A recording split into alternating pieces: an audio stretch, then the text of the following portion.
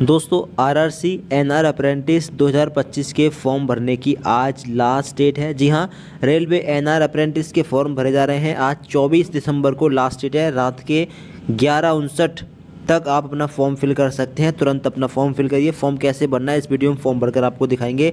Post कितनी है? 1352 total post है। नॉर्थ रेलवे के लिए ये वैकेंसी है, जिसमें दिल्ली डिवीज़न, अम्बाला डिवीज़न और पंजाब के कई क्षेत्र हैं, मुरादाबाद भी है, यूपी का कई सारे डिवीज़न के लिए वैकेंसी आई है। तो अपना फॉर्म आप लोग तुरंत फिल कीजिए। फॉर्म कैसे भरना है इस वीडियो में आपको फॉर्म फिल करके दिखाने वाले हैं। बात करें एलिजिबिलिटी की, तो 10 के बाद में अगर आपने ITI कोर्स कंप्लीट कर लिया है तो आप लोग अपना फॉर्म भर सकते हैं। और मेरिट बेस्ड एडमिशन मतलब सिलेक्शन होगा, ठीक है, मेरिट के आधार पर आपका सिलेक्शन कंप्लीट होगा। तो अपना तुरंत फॉर्म फिल करिए। वेबसाइट पर पहुँचिए appr.rrcnr.net.in, ये वेबसाइट है, ठीक है। इसके बाद में आपको ऑनलाइन एप्लीकेशन वाले बटन पर क्लिक करना है। पहले अपना रजिस्ट्रेशन करना है।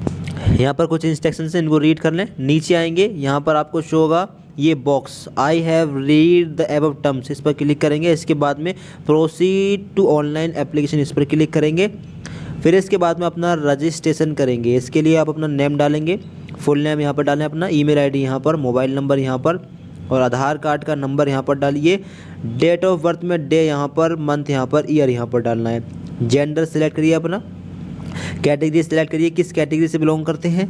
आगे फिजिकली अगर इनमें से हो, हियरिंग इम्पायर्ड या विजुअली इम्पायर्ड हो तो लगा सकते हैं, वरना नो लगा दें। बाकी एक्स सर्विसमैन अगर हो तो यस, इनमें से लगाएं, वरना नो लगा दें। इसके बाद में रजिस्टर पर क्लिक करके रजिस्ट्रेशन कंप्लीट करिए। इसके बाद में आपको यहाँ पर शो होगा after registration will not be editable, यानी आप इन स्टेप्स में, इन चीज़ों में कोई भी करेक्शन नहीं कर पाएंगे। तो बिल्कुल केयरफुली होकर अपना मोबाइल नंबर, आधार कार्ड का नंबर, डेट ऑफ बर्थ वगैरह ये अच्छे से भरना है। कोई भी मिस्टेक नहीं होनी चाहिए, वरना आप लोग करेक्शन नहीं कर पाएंगे। इस चीज़ का ध्यान रखिएगा। अगर आप श्योर हैं तो आप ओके पर क्लिक कर देंगे, ठीक। अब आप लोगों को शो होगा login details has been sent on and mail on mail, login details has been sent on mobile number और मेल आईडी दोनों पर लॉगिन डिटेल्स सेंड कर दी गई है। ओके पर आप लोग क्लिक कर देंगे। फिर इसके बाद में आपको शो होगा you are now successfully registered. अब रजिस्टर्ड ईमेल आईडी और मोबाइल नंबर आपको शो हो जाएंगे, ठीक है। कुछ यहाँ पर इंस्ट्रक्शंस वगैरह हैं। अब आपको क्या करना है, लॉगिन वाले इस बटन पर क्लिक करके लॉगिन वाले पेज पर पहुँचना है। अब यूज़र आईडी आपको मोबाइल नंबर में SMS में और ईमेल आईडी पर भेज दी गई है, यहाँ पर डालिए। पासवर्ड यहाँ पर डालिए और लॉगिन वाले इस बटन पर क्लिक करके लॉगिन करिए। इसके बाद में आपको यहाँ पर शो होगा रजिस्ट्रेशन नंबर, ठीक है, और नीचे आएंगे डेट ऑफ बर्थ वगैरह शो होगी। अब नीचे आपको शो होगा पे online fee and application form. Fees कितनी है? तो जनरल, OBC और EWS कैटेगरी की 100 रुपये फ़ीस है। बाकी SC ST कैटेगरी की 0 फीस है, कोई फ़ीस नहीं है, ठीक है। तो आप अपनी फ़ीस पे कर दें, इस पर क्लिक करें। इसके बाद में पेमेंट का पेज आपके सामने आएगा। कोई भी एक मेथड लेकर अपना पेमेंट आप लोग यहाँ पर कर दीजिए। बाद में आपको शो होगा फिलअप एग्जामिनेशन फॉर्म, उस पर क्लिक कर देना। इसके बाद में अब एप्लीकेशन फॉर्म आपको भरना है। अपने फादर का नेम यहाँ पर डालिए, नेशनलिटी यहाँ पर सिलेक्ट करिए, इंडियन सेलेक्ट कर लें। रिलीजन क्या आपका, धर्म यहाँ पर सिलेक्ट करिए। नीचे आइडेंटिफिकेशन मार्क एक कंपलसरी है और दो हों तो 2 दे सकते हैं। आइडेंटिफिकेशन मार्क का मतलब है कि आपकी बॉडी पर कोई निशान होगा, जले का या कटे का या कोई भी निशान हो तो आप उसकी इन्फॉर्मेशन यहाँ पर डाल सकते हैं। जैसे burn mark on hand, left hand, right hand, shoulder, जो भी है तो आप इसकी इन्फॉर्मेशन डालिए। आगे अपना एड्रेस डालिए, फुल एड्रेस। लाइन 2 में अपना पोस्ट ऑफिस, तहसील ये डाल सकते हैं। और एड्रेस लाइन 3 में थोड़ा बहुत एड्रेस यहाँ पर डाल सकते हैं, वरना छोड़ भी सकते हैं, ठीक। नीचे स्टेट, किस स्टेट से फॉर्म भर रहे हैं। नीचे सिटी, स्पेसिफाई सिटी, किस सिटी से फॉर्म भर रहे हैं, अपनी सिटी फिल करिए यहाँ पर। पिन कोड डालिए अपने एरिया का।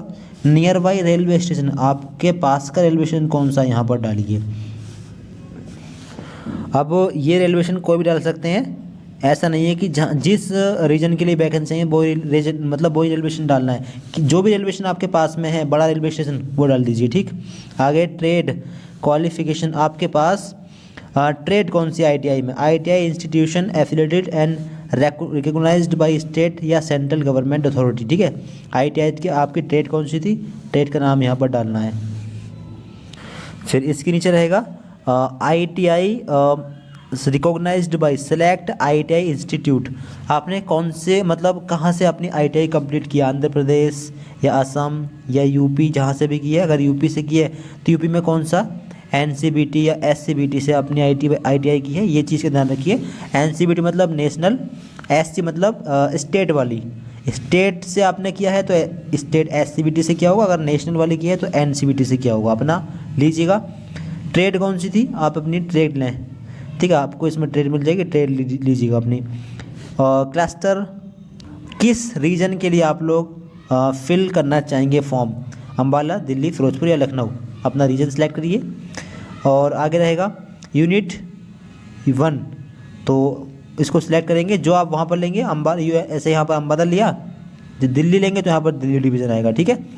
आगे सिलेक्ट ऑप्शन 2 यहाँ पर ब्लैंक हो जाए, और यहाँ पर ये जो 9 यूनिट सेलेक्ट करने के लिए आ रहे हैं ये सारे ब्लैंक हो जाएंगे, ठीक है। आप थोड़ा नीचे आएंगे, नीचे आने के बाद में यहाँ पर है, देखिए पहले तो देंगे यहाँ पर 10 की इन्फॉर्मेशन, ठीक है, फिर ITI की इन्फॉर्मेशन देंगे। ITI में से सेमेस्टर 1 की इन्फॉर्मेशन अलग, 2 की अलग, 3 की अलग और 4 की अलग, ठीक है। ये है बोर्ड, पहले 10 की इन्फॉर्मेशन है, 10 आपने कौन से बोर्ड से किया है, ठीक है। यूपी बोर्ड से किया हो तो आपका अपना यूपी बोर्ड लेना, ठीक है, अपने हिसाब से अपना भरिए। आगे ईयर ऑफ पासिंग, किस ईयर में 10th किया था। फिर मार्क्स डिटेल, मार्क्स मोड, यानी कि अगर आपका रिजल्ट CGPA में था तो ये, और ग्रेड में है तो ये। अगर यूपी बोर्ड में मोस्टली ग्रेड में रिजल्ट आता है तो आप ये लीजिए, यूपी बोर्ड से हैं तो। यहाँ मैक्सिमम मार्क्स डालिए, यहाँ पर मार्क्स ऑब्टेन्ड और यहाँ पर परसेंट अपने आप आ जाएगी, नहीं आए तो अपनी परसेंटेज डाल देना।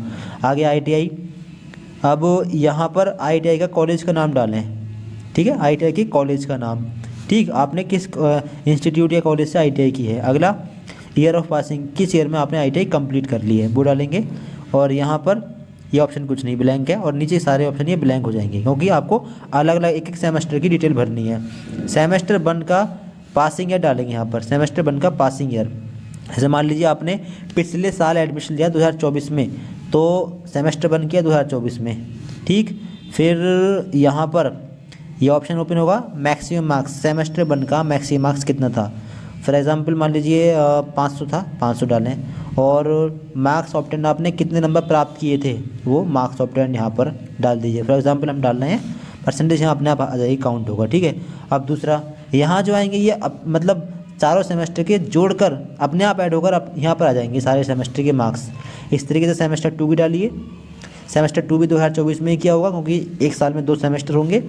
अब यहाँ पर भी सेम डालिए इस तरीके से, और यहाँ पर भी अपने मार्क्स ऐड कर दीजिए, ठीक है, इस तरीके से।